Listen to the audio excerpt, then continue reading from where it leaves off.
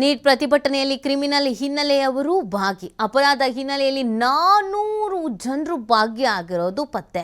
July 20, July 24ರ ನಡುವೆ ಪ್ರತಿಭಟನೆಯಲ್ಲಿ ಭಾಗಿಯಾಗಿರಬಹುದಾದ ಶಂಕೆ. ದೆಹಲಿ ಪೊಲೀಸರ ಮುಖ ಗುರುತುವಿಕೆ ವ್ಯವಸ್ಥೆಯಲ್ಲಿ ಪತ್ತೆ. ಪೊಲೀಸ್ ಡಾಟಾ ಬೇಸ್ ಕಣ್ಗಾವಲು ಕ್ಯಾಮೆರಾಗಳಲ್ಲಿ ಸೆರೆ. ಜಂತರ್ ಮಂತರ್ ಪ್ರತಿಭಟನಾ ಸ್ಥಳದ ಸುತ್ತಮುತ್ತ ಓಡಾಟ. ಪ್ರತಿಭಟನೆ ವೇಳೆ ಸಂಘಟಿತ ಗುಂಪುಗಳ ಭಾಗ ಆಗಿದೆಯಾ ಅನ್ನೋ ಪ್ರಶ್ನೆ. ಪೊಲೀಸರ ಮೇಲೆ ಕಲ್ಲು ತೂರಾಟದಲ್ಲಿ ಇವರ ಪಾತ್ರದ ಬಗ್ಗೆನೂ ತನಿಖೆ. ಸಾಹಿಲ್ ಸೈಫಿ, ಮನೋಜ್ ಕುಮಾರ್, ರೂಬಲ್ ಇನ್ನಿತರ ಕ್ರಿಮಿನಲ್ ಹಿನ್ನೆಲೆ ಉಳ್ಳವರು ಕೂಡ ಈ ಪ್ರತಿಭಟನೆಯಲ್ಲಿ ಭಾಗಿಯಾಗಿದ್ದಾರೆ ಅನ್ನೋದು ಗೊತ್ತಾಗ್ತಾ ಇದೆ.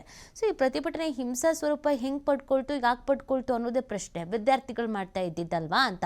ಸೊ ಈಗ 400ಕ್ಕೂ ಹೆಚ್ಚು ಈ ಕ್ರಿಮಿನಲ್ ಕೇಸಸ್ಗಳಲ್ಲಿ ಭಾಗಿಯಾದವರು ಕೂಡ ಇದರಲ್ಲಿ ಭಾಗಿಯಾಗಿರಬಹುದಾದ ಚಾನ್ಸಸ್ ಇದೆ ಅನ್ನೋದನ್ನು ಹೇಳಲಾಗ್ತಾ ಇದೆ. ಈಗ ಆ ಆ್ಯಂಗಲಲ್ಲೂ ಕೂಡ ತನಿಖೆಯನ್ನು ನಡೆಸಲಾಗ್ತಾ ಇದೆ. ಸುಮಾರು 400 ಜನ ಅಂತೆ ನೋಡಿ.